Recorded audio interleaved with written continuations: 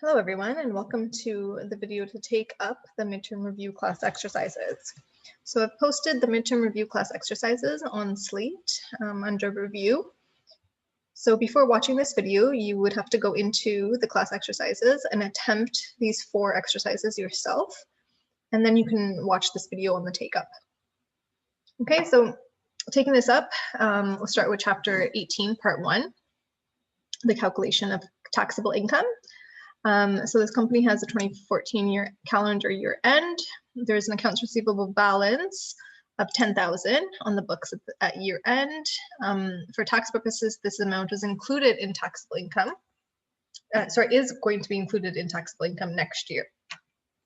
We have golf club dues of $10,000. We have machinery acquired in January for $500,000. That's being depreciated straight line over 10 years with a $5,000 residual value. For taxes, CCA is used 8%. And this is after the half-year rule is applied, so we don't have to worry about that.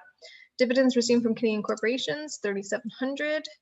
Estimated warranty liability is $2,000. It's expected that this accrual would be used up in 2015. Net income before tax, $400,000. Tax rate, $40,000 for the current year, and 40% for current year and 38% for future years. There is a balance in the deferred income tax liability of $400 at the beginning of the year. And then last, there is a contingent liability of $20,000 at year end, and the court case will be settled in 2015. All right, so what we have to do is calculate taxable income and current tax for the year, then calculate the balance in our deferred tax asset liability account, do all the journal entries related to income taxes, and then the income statement presentation for starting with net income before tax. So when you're looking at taxable income, you're going to first start with your net income for accounting purposes. So net income before tax, $400,000, and we're going to adjust that for our permanent and temporary differences. Okay, so looking at this, we have a couple permanent differences. We have golf club dues of $10,000. Golf club dues are allowed to be recorded for accounting purposes, but not for tax. So we have to add this amount back to our net income amount. Okay, so we have our $400,000, add back $10,000. We also have dividends. That's another permanent difference. Dividends would have increased our net income. Because it's dividends received. For tax purposes, we do not record dividends received in our income, so we have to take that out. We have to deduct the $3,700. Okay, so start with 400, deduct 10, deduct 37. Those are 2 permanent differences. When we go to temporary differences, we have a whole bunch of them. So we'll start with this. There's an accounts receivable balance of $10,000. Okay, so that's related to installment sales. For tax purposes, we would only record this amount once the cash has been received. Okay, so we don't record accounts receivable balances. We would record them when the cash has been received. So this has been recorded for accounting purposes in the net income. It can't be recorded for tax until next year when the cash is received. So we have to take that amount out. We have to deduct it. Golf club dues we already did. Machinery depreciation is not allowed to be deducted for tax purposes, but CCA is. So we have to add back depreciation and deduct CCA. So to do that, we have to calculate depreciation and CCA. So 500,000 minus 5,000 residual value divided by the 10 years, and that will give us 49,500 of depreciation, which we have to add back.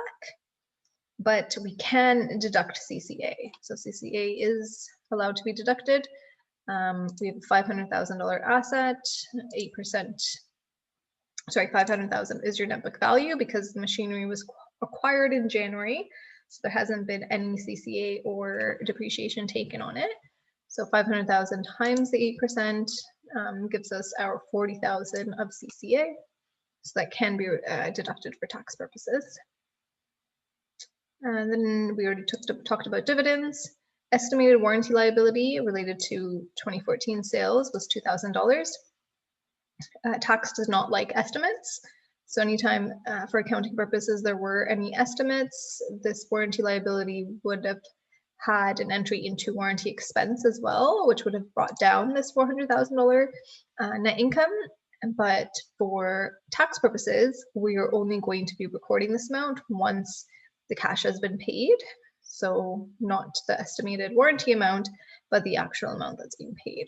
So this $2,000 cannot be deducted for tax purposes, so we have to add that amount back. So we add back the $2,000. And then a similar thing to this company has a contingent liability of $20,000 at the end of 2014. Court case will be settled in 2015. So you can only deduct this amount once the cash has been paid, which is going to happen in 2015 once the court case is settled. So this $20,000 was deducted for accounting purposes, but not allowed to be deducted for tax. So we have to add that back. So add back the $20,000. All right, so that's all our permanent and temporary differences. So now what we do is just add everything up, start with 400,000, add and subtract our amounts, and then we get taxable income of 427,400. We're going to multiply that by our current tax rate, which up here told us was down here told us it was 40%. And we're going to have to pay tax of 171,120. Right, so we've just gone through part A. Part B says to calculate the balance in the deferred tax / liability account. In order to do this, we're going to do our deferred tax schedule. Okay, so we're going to look at our deferred tax schedule, which is our statement of financial position, our tax basis, carrying amount, the difference, which is our temporary or deductible difference, so our temporary difference. Okay, and then multiply that by our tax rate, and then we'll get our deferred tax, either an asset or liability at the end of the year. Okay, so this is our temporary difference. All right, so we're only going to use the schedule for our temporary differences. The schedule is not used for our permanent differences, only our temporary differences. So we have our temporary differences for AR, our capital asset temporary difference, warranty liability, and contingent liability. Okay, so if we start with AR, everything except for property, plant, and equipment, or our capital asset, the tax basis is going to be 0 for everything other than that. Okay, so we're going to make our tax basis 0 for everything other than property, plant, and equipment. So for accounts receivable, it's 0. The carrying amount is whatever the amount is carried at. So here we have an accounts receivable balance of 10,000. So that's going to be our carrying amount. And it's going to be a positive number on our spreadsheet because anything that's an asset is a positive. Anything that's a liability is going to be a negative. Okay, so this is a positive carrying amount because it's an asset. So then tax basis minus carrying amount gets you your difference. The difference is a negative because 0 minus negative 10,000 gives us 0 minus positive 10,000 gives us negative 10,000. Multiplied by the tax rate. Now, because this is a deferred tax asset or liability we're determining, we have to use our future tax rate, so 38%, and we get negative 3,800. It is a negative or a liability because in the future, you're going to have to pay the tax on this 10,000. Property, plant, and equipment, your tax basis is your UCC, or your undepreciated capital cost. So it's basically like net book value, but in tax technology. So we started off with an asset of 500,000. We calculated our CCA of 40,000. So 500 minus 40,000 gives us 460 as our UCC.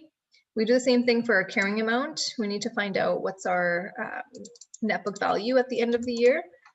So we started off with 500,000 as our asset, opening net book value. We had depreciation of 49,500. So if you subtract that out, we get 450,500 as our carrying amount. Tax basis minus accounting basis gives us our temporary difference of 9,500 multiplied by the tax rate, 3610. It's a positive because here you took more depreciation than CCA. So we have a positive amount here. So we're going to save tax in the future because we have more CCA to take in the future. Warranty liability, tax basis is always 0. Carrying amount is whatever the ending year-end balance is, so $2,000 in this case. It's a liability, so liability always, the carrying amount has to be a negative. 0 minus negative 2,000 gives us positive 2,000. Multiplied by 38% gives us 760. It's a positive, which means it's an asset. The reason it's an asset is because we didn't take this deduction this year, but next year we know this deduction is coming. So next year we will be able to deduct this amount from taxable income, which would lead to paying less tax in the future. And then we do the same thing with contingent liability. Tax basis is always 0. Our contingent liability balance is $20,000 at the end of December 2014. It is a liability, so the carrying amount has to be a negative. 0 minus negative 20,000 gives us positive 20,000 times the tax rate gives us 7,600. Again, this is positive because we didn't deduct this 20,000 yet, but once this is paid, that means the deduction will be available. It will bring down taxable income and it will bring down the current tax we have to pay. All right, so total everything up, and we get a final amount for our deferred tax asset. Our final amount has to be $81.70. Compare that to our opening balance. So if we look at our deferred tax, so our deferred tax asset, so this could be, so there's two different ways that a company can do it. They can either just have one account and it can either be an asset or a liability, or they can have two different accounts. Okay, so either or. So let's say that we have one account and it's either an asset or a liability. So the ending balance, it has to be an asset of 8170. So in order to get an asset of 8170, what do we have to do? We start off with a liability of 400. So what do we have to do to get there? What's the adjustment going to be? So we have to make an adjustment of 8570 in order to have an asset of 8170 at the end of the year of what our balance should be. Okay, so adjustment required 8570. Part C asks us to do the journal entries related to tax. So we have two journal entries here, one for our current tax and one for our deferred tax.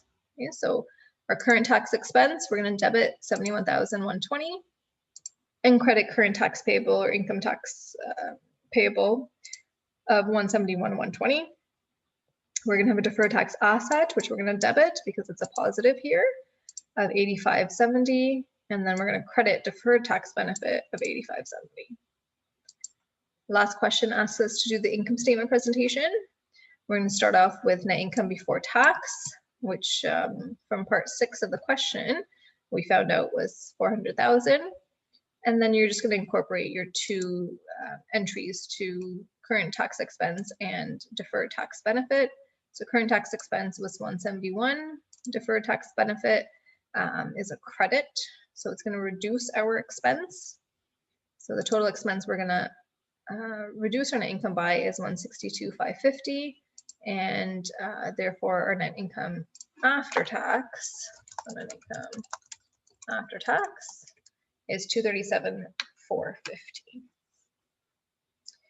All right, so that was chapter 18, part 1. So let's move on now to chapter 18, part 2. For chapter 18, part 2, this company reports the following for their both book and tax purposes. They're going to be using the carryback provision whenever possible. The company started operations in 2011. This is what's going on. This is the tax rate. And they use ASPE and use the valuation allowance method. Okay. So question A, we can start off with that. Prepare the journal entries for each of the years 2011 to 2014, assuming that at December 31st, 2013, that it was that the company would not benefit from 30% of the remaining losses available to carry forward. Okay, so they're not going to benefit from 30%. of whatever they have to carry forward. Right, so 2011, 2012 journal entries are pretty straightforward. We're going to take our accounting income and multiply it by our tax rate. That's our current tax expense for the year. So we're going to debit current tax expense, credit current tax payable. Okay, so this is 76,800 is your 240 times 32%. We're going to do the same thing in 2012, 300 times 32%. Gives us 96,000 in 2012. 2013 is the first year that they had a loss. First thing you do is ask yourself, go all the way, so you can only go 3 years back. So go 3 years back. So right now the company started in 2011. So we can only go 2 years back. So if you go all the way to 2011, can this 650 loss cover this total 240? Yes, it can. So if the 240 was actually 0, we wouldn't have to pay any tax. So we're going to get the tax that we have to pay back. Same thing with 2012. Can whatever is left over. So if we have 650 and we use the 240 already, how much is left over? 410 is left over. So can that 410 cover that 300 in 2012? Yes, it can. So that would be your taxable income of 0 times the 32%, which means we wouldn't have to pay any tax for 2011 and 2012. We already paid tax for 2011 and 2012, so we already paid tax of 76,800 and 96,000. So we're going to get those two amounts back. So if we add up those two amounts, that's going to give you 172,800. So we would debit income tax receivable this time because we're going to get a refund for those amounts, and we would credit current tax benefit. Next thing we're going to do is see if there's anything left to carry forward. So we already used a 240. If we use 300, how much do we have left? So 410 minus the 300, we have $110,000 left of a loss available to carry forward. Okay. It said that the company would not benefit from 30% of the remaining loss carry forward, which means the company would only benefit from 70% of this. Okay. We're using the valuation allowance method. So what that means, we're going to record a deferred tax asset for the full amount of the loss available. And then we're going to record a contra account for anything that cannot, the company would not benefit from, so the 30%. So we'll take this $110,000 loss, multiply it by the tax rate, 35%, and record the full amount of our deferred tax asset, $38,500, and deferred tax benefit, $38,500. But the company said that they wouldn't benefit from 30%, so it's a 30%. So 30% of $38,500, we have to allocate to our allowance. Okay, so debit deferred tax expense and credit our allowance to reduce our deferred tax asset to the realizable value. So we're showing the total amount here, but then we're showing a contra account just to give more information to the financial statement users to show, we have a total deferred tax asset of $38,500, but we only think we'll be able to, we don't think we'll be able to realize 30% of it. Okay, so now let's go over to 2014. So for 2014, we have a income of 420,000. We have a loss available of 110. So we're going to apply the loss to the income, which means our income would go down to 310. Right? So 420 minus the 110 gives us 310. So we only have to pay tax on the 310 instead of the 420 that we were going to pay tax on. And we used up all of the loss. We don't have anything left over. So we're going to get, we're going to show, or we're going to pay current tax expense on 310 times 35%. So 310 times 35% gives us 108,500 current tax expense debit, income tax payable credit. And then we've used up our deferred tax asset. We've used up our loss. So therefore we have to get rid of these two account balances. So we're going to reverse our first one, debit deferred tax expense, credit deferred tax asset, reduce our second, debit our allowance, and credit our deferred tax benefit. Okay, so that's how we would do part A. Part B says prepare the income statement section for each of these years, starting with income before tax. Okay, so 2011, we have income from 2011 to 2014, and we just look at what journal entries we did. So 2011 and 2012, we had tax expense, current tax expense, 76,800 and 96,000, and that was it. And then we can calculate our net income after tax. So it's an expense, it's going to bring down our income, so we subtract it. We had a loss in 2013, and then just look at the journal entries. We had a current tax benefit of 172, deferred tax benefit of 38, and then a deferred tax expense of 11. So 760, we're going to add our two benefits, subtract our one expense, and we've brought down our loss to negative 450, 250. And then in 2014, we had current tax expense, we had a deferred tax expense, and then we had the benefit. Okay, so we're going to subtract our expenses, add back our benefit, and our net income after tax is 284,550. Let's go to Part C now. Part C says, Part C says, prepare the journal entries for 2011 to 2014, assuming that the company would benefit from the remaining losses carried forward. Okay, so basically it's saying that they would benefit from 100%, therefore we wouldn't need to do an allowance account here because the full 100% can be recognized. So 2011, 2012 are the same as Part A. 2013, the first journal entry is your refund for your carry back, so it is the same as Part A. 2013, the carry forward entry, the first entry is the same as Part A. We can record the full 38,500. We do not need an allowance account because 100% of it we think that we would be able to benefit from, so we would just record the 100%. And then in 2014, our current tax expense, we can reduce it because we're only paying tax on the 310 instead of the 420. And then we would reverse our deferred tax asset because we used it all. Part D says income tax presentation, assuming Part C entries. So very similar here, except we do not have that deferred tax expense of 11,000 in 2013, and we don't have that deferred tax benefit of 11,000 in 2014, which was for the allowance, that 30%. Okay, so I hope that one makes sense there. Let's move on to Chapter 19. In Chapter 19, you are the auditor of a multinational engineering company that offers defined benefit plans. They vest in 2 years. We have some information for 2016. So we have our discount rate, we have our stuff in our DBO, we have some other stuff in our plan assets. So prepare the pension worksheet under IFRS, journal entry for pension under IFRS, journal entry for pension if the company followed ASPE, and what's the ending balance in our defined benefit obligation and plan assets if they followed ASPE. Okay. So let's do the pension worksheet under IFRS.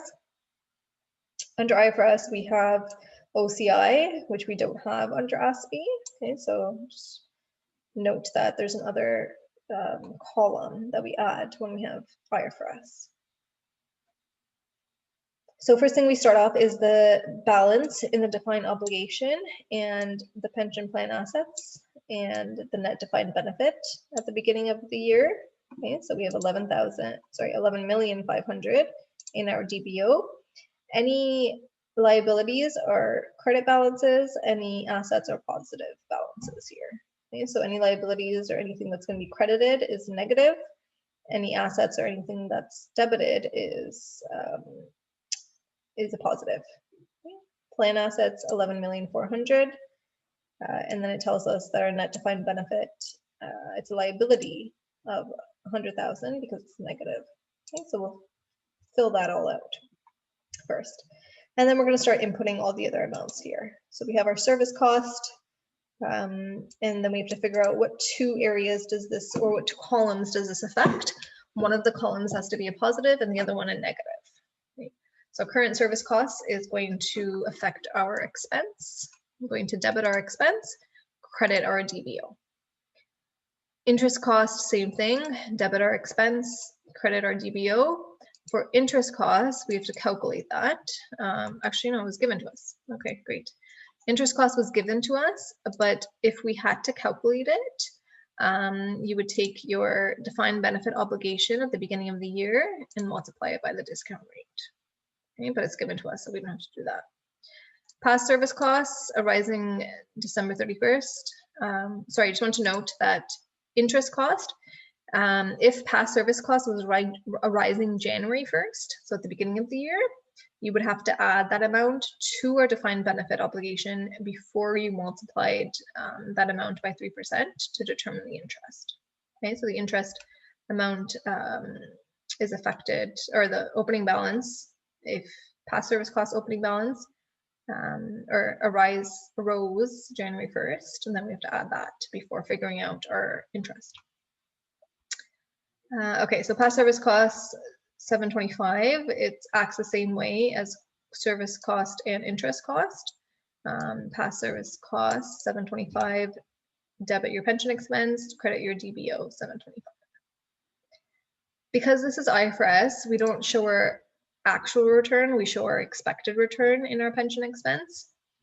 Our expected return doesn't look like it was given to us, so we have to calculate that. We're going to calculate our expected return by taking the 11,400,000 multiplied by 3%. That's going to give us our expected return of 342.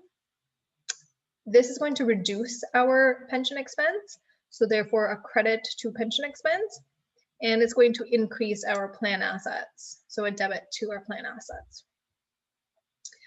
The next step we have to do is our remeasurement of the asset. So we showed our expected return, but then we also have our actual return. The actual return was provided to us of 300,000.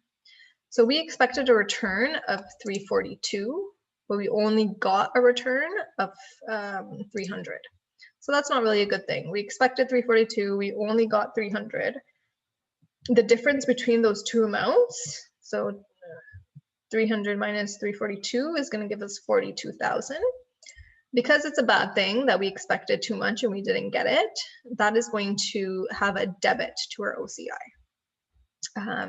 So it's going to have a debit to our OCI, and then it's going to end up having a credit to our plan assets.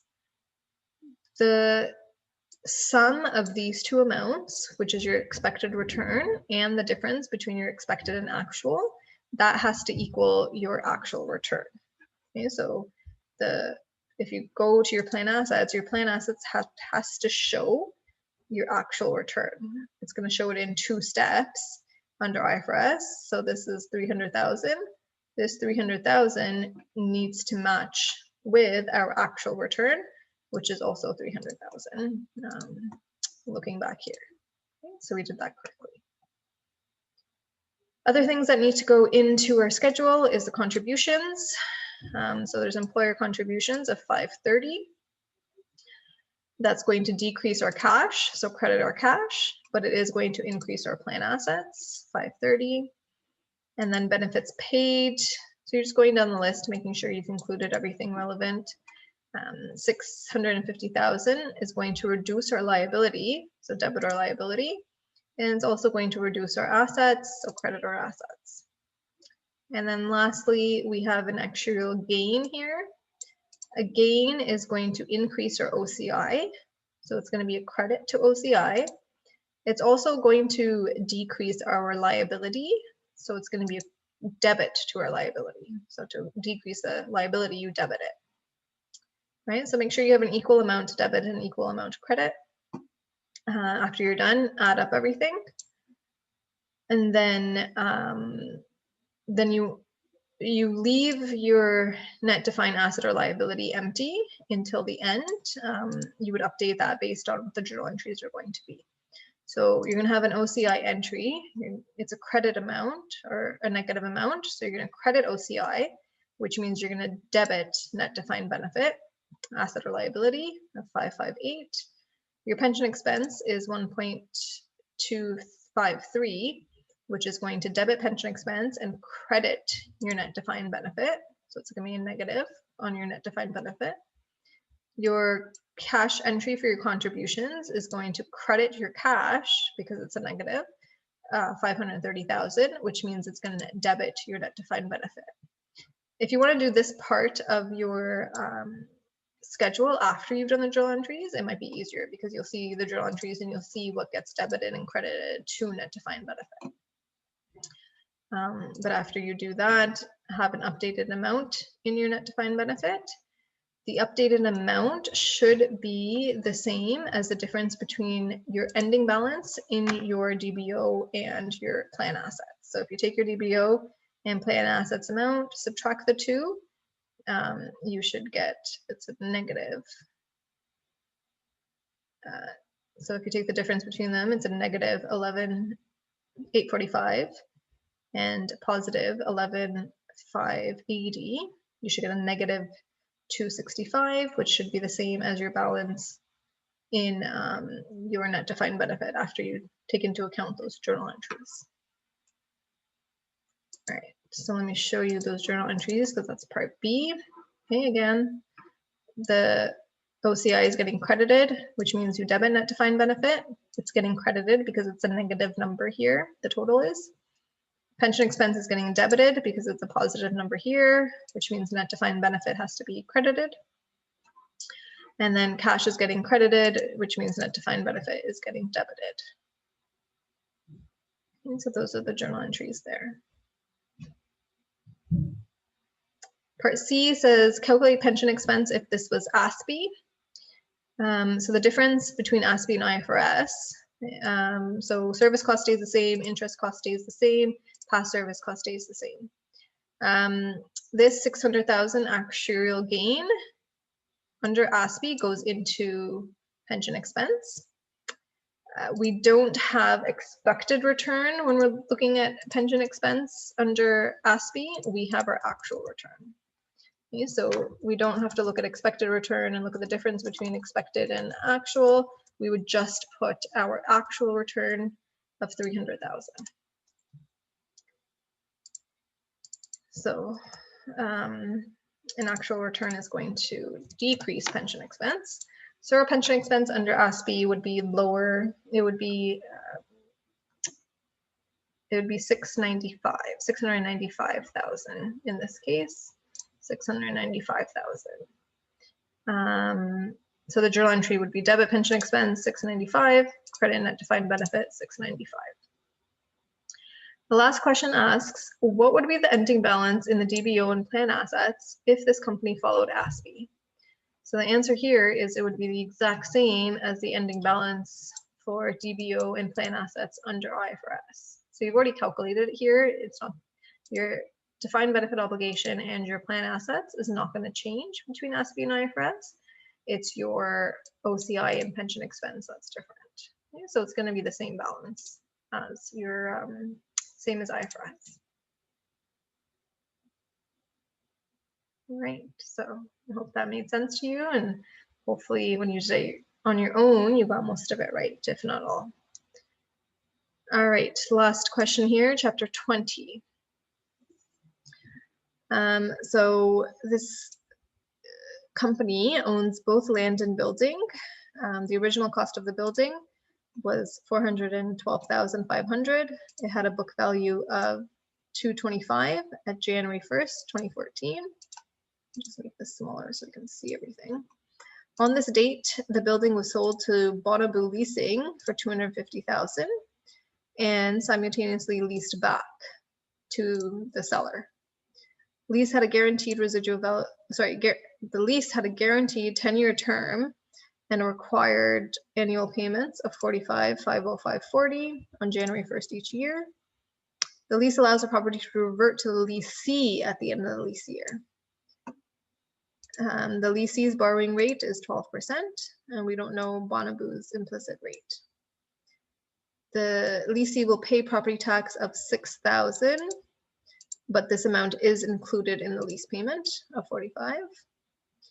and they'll pay maintenance and other property tax themselves, or sorry, other operating costs themselves. Buildings depreciated over 10 years. Both companies follow ASPE. Lease payments are expected to be paid with no credit risk and no uncertainties around unreimbursable costs. So what we have to do is figure out what type of lease this is for the leasee and prepare the entries for 2014. And then we figure out what the type of lease this is for the lessor and prepare the entries for 2014. Okay, so they both follow ASPE. So we're going to go through the capital asset criteria. So, sorry, capital lease criteria. So first question is there a transfer of ownership? So it says here that the lease allows the property to revert back to the leasee at the end of the lease. So the leasee is going to get the property at the end of the lease, then yes, there is a transfer of ownership. The leasee will own the asset at the end of the lease term. Criteria number 2 is your economic life test. You're going to look at the lease term, which is 10 years, and divide it over its economic life or useful life if you don't have the economic life of 10 years.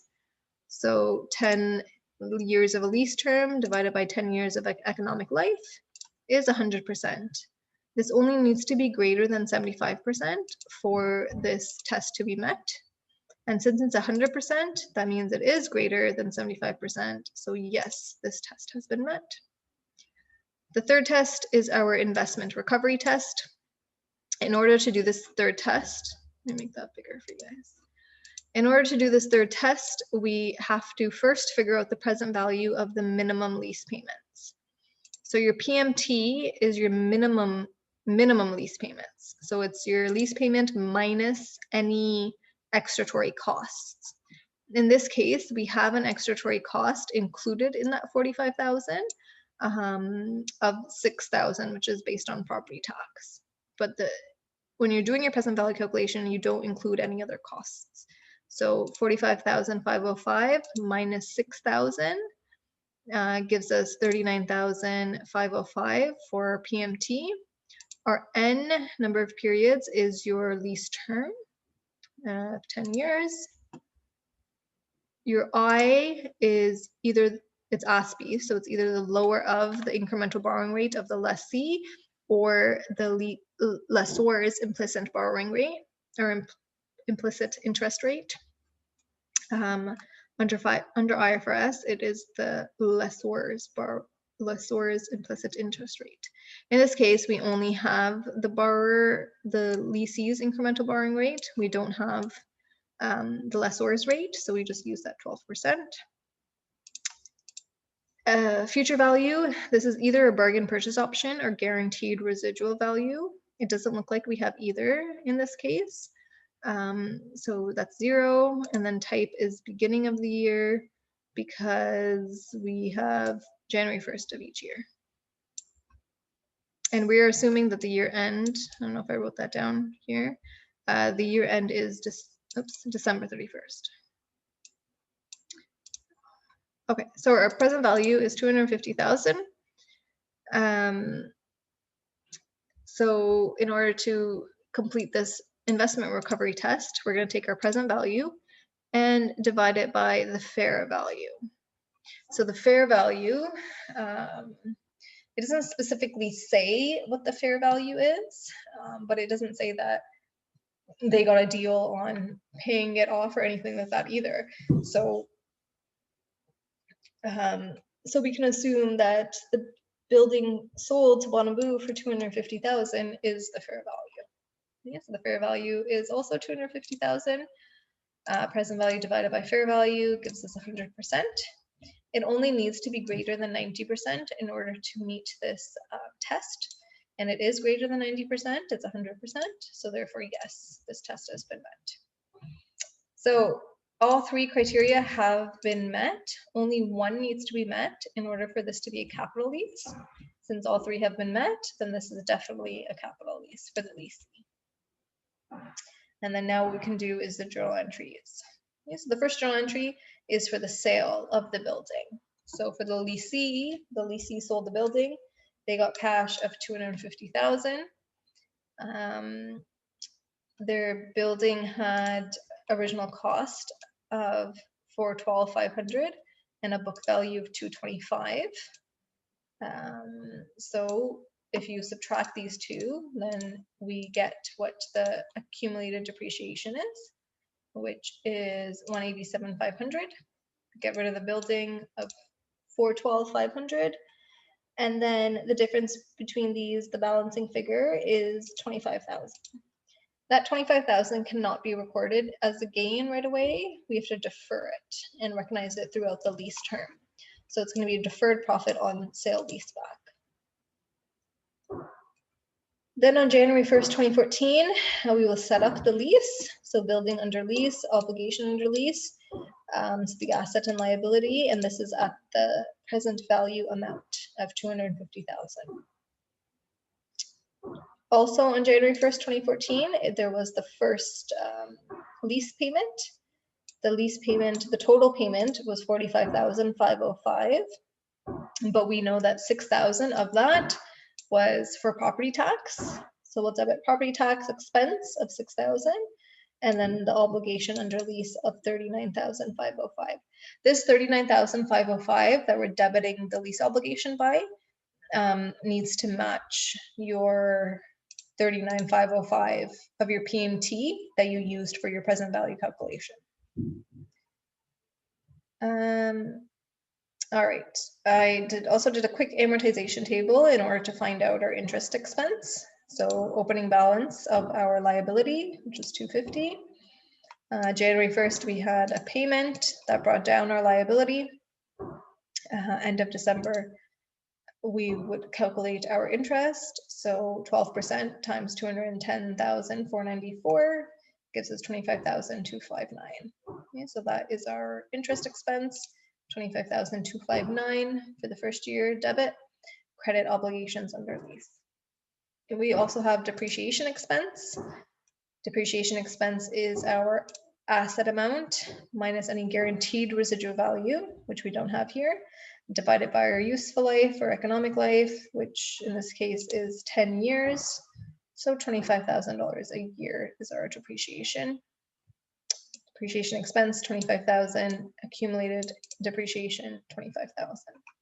The last journal entry we have to do, because this is a sale and leaseback, is that deferred profit on the sale couldn't be recorded right away. It has to be recorded over the lease term. The lease term is 10 years. So 25,000 divided by 10 years, we're going to record 2,500 of that each year. So we're going to debit our deferred profit, and then we're going to credit our depreciation expense. So we're going to bring down our depreciation expense, and which is going to bring down our net income. Sorry, which is going to bring up our net income because this was a gain. All right. Okay, so part B says figure out what type of lease this is for the lessor and the entries for the lessor. So the first thing we have to do is figure out for the lessor, we have to first figure out whether this is a capital lease for the leasee. Yes, this is a capital lease for the leasee because all three of those criteria have been met. Second question we have to ask ourselves is, or second criteria, is the credit risk reasonable compared to, or normal compared to the other similar receivables? It says here that there's no credit risk. So we don't have any risk, or the lessor does not have any risk on getting money, it seems like. So we can say, yes, it's reasonable, there is no risk. Next criteria, are any unreimbursable costs reasonably estimated? So unreimbursable costs that the lessor has to incur, can they be reasonably estimated? We'll go back over here and under the case facts, and it says there are no uncertainties around unreimbursable cost. So it seems like they can be estimated because there's no uncertainties around them. So we're going to say yes. Therefore, because all of these three criteria are answered yes, this is either a sales type lease or a direct financing lease for the lessor. In order to figure that out, we have to compare the lessor's cost to the fair value of the asset. So what is the lessor's cost in this case? The lessor paid $250,000 for this asset, so that's the lessor's cost. That is also the fair value of this asset. So because the fair value and the lessor's cost are the same, this is a direct financing lease. If the lessor's cost was lower than the fair value, then this would be a sales type lease. And then now we need to do the journal entries for the lease for the lessor. Okay, so the first thing that they did is they bought the asset. So they bought the building, debit building, credit cash. Okay. This should be, say, like building for lease or building under lease for $250,000. Then you're going to set up the lease. So we're going to debit lease receivable. And this is the total of all your lease payments, the minimum lease payments, plus any residual value, plus any bargain purchase option. So we have to, it's that 45,505 minus the 6,000. So it's just your minimum lease payments. And then we know we're getting, the lessor is getting 10 years of that. So multiply it by 10. So the 39,505 times 10 gives us 395,054. We're going to get rid of the building that we set up here. So we're going to get rid of the 250. And then the difference between these two amounts is your unearned interest income. What also happens January 1st is the first lease payment for the lessor. So the lessor is going to get cash of 45,505. It's going to bring down its lease receivable of 39,505, and they're going to credit property tax expense of 6,000. They credit property tax expense because they don't have to pay it, right? The leasee is paying it for them, so it's a credit to them. And then December 31st at year end, what we have to do is debit unearned interest income, credit interest income. We're going to use the same amortization table as I created above. So this 25,259.36. We debit unearned interest income, credit interest income. All right, so that was a review of your chapter 18, chapter 19, chapter 20. Okay, so make sure you are able to answer these questions before going into the midterm, because this is important practice for you to be able to answer the midterm questions. Thank you for listening and take care.